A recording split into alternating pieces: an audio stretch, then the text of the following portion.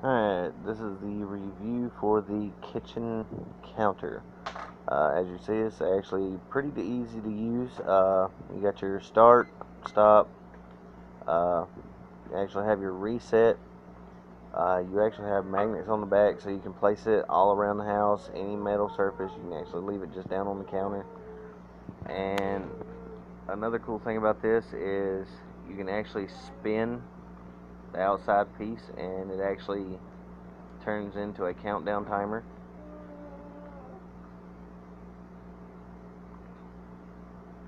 Drop it on down.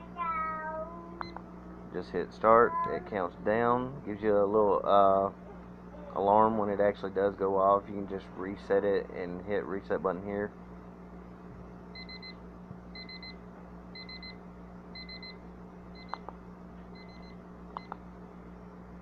Hit the reset, back to normal.